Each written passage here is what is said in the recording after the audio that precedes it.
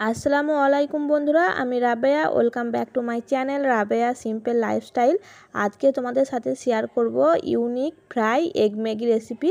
তো ভিডিওটা স্কিপ না করে দেখতে থাকো বন্ধুরা। সবার প্রথম এখানে আমি 2 প্যাকেট ম্যাগি নিয়েছি, 2টো ডিম নিয়েছি, একটা টমেটো কুচি করে নিয়েছি, কাঁচা লঙ্কা কুচি করে নিয়েছি আর পেঁয়াজ কুচিয়ে নিয়েছি।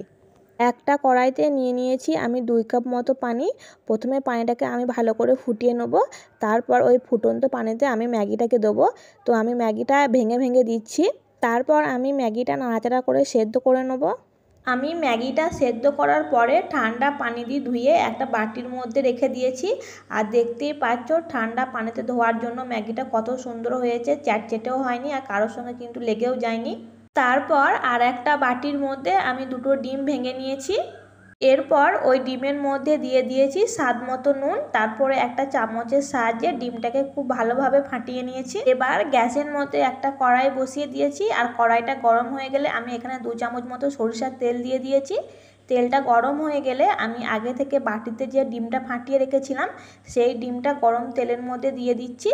তারপর খুন্তির সাহায্যে খুব ভালোভাবে ডিমটাকে আমি ভুর্জি করে নেব।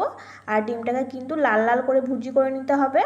ডিমটা ভাজা হয়ে গেলে ডিম ভাজাটা আমি একটা বাটির মধ্যে তুলে রেখে দেবো। এবার ওই একই কড়াইতে আমি দিয়ে দেবো আবারও 2 চামচ মতো সরিষার তেল। তেলটা গরম হয়ে গেলে আমি কাঁচা লঙ্কা কুচিটা দিয়ে দিচ্ছি। লঙ্কাটা একটু ভাজা ভাজা হয়ে গেলে আমি দিয়ে দিচ্ছি পেঁয়াজ কুচি। পেঁয়াজটা আমি হালকা করে একটু ভেজে নেবো, খুব বেশি ভাজবো না। পেঁয়াজটা হালকা ভাজা হয়ে গেলে আমি এখানে দিয়ে দেবো টমেটো কুচি। টমেটো কুচিটাকেও আমি খুব ভালো করে ভেজে নেবো।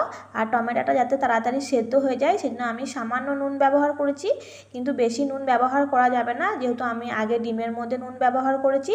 আবার ম্যাগি মশলাতেও কিন্তু নুন থাকে। আর টমেটোটা যখন গলে যাবে তখন আমি দিয়ে দেবো আগে থেকে সেদ্ধ করে রাখা ম্যাগিটা।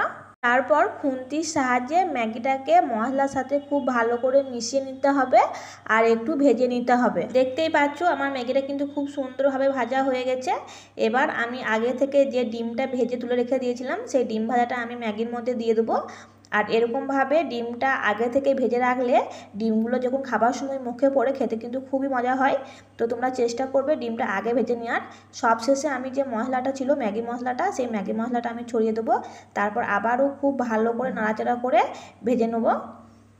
আমাদের এগ ফ্রাই ম্যাগি কিন্তু একদম রেডি হয়ে গেছে। তো চলো তোমাদেরকে পরিবেশন করে দেখাই। আমার এই ভিডিওটা তোমাদের যদি কোথাও কারো একটু ভালো লেগে থাকে তো অবশ্যই আমার চ্যানেলটাকে সাবস্ক্রাইব করে দিও বন্ধুরা। আর পাশে থাকা বেল আইকনটি প্রেস করে দিও যাতে আমার ভিডিওর সমস্ত নোটিফিকেশন তোমাদের কাছে সবার প্রথম পৌঁছাতে পারে। তো আমি উপর থেকে কিছুটা কাঁচামরিচ ছড়িয়ে দিয়েছি। আর মাশাআল্লাহ ম্যাগিটা দেখতে যেমন হয়েছিল খেতেও কিন্তু অনেক মজার হয়েছিল। তোমরা অবশ্যই ট্রাই করে দেখবা।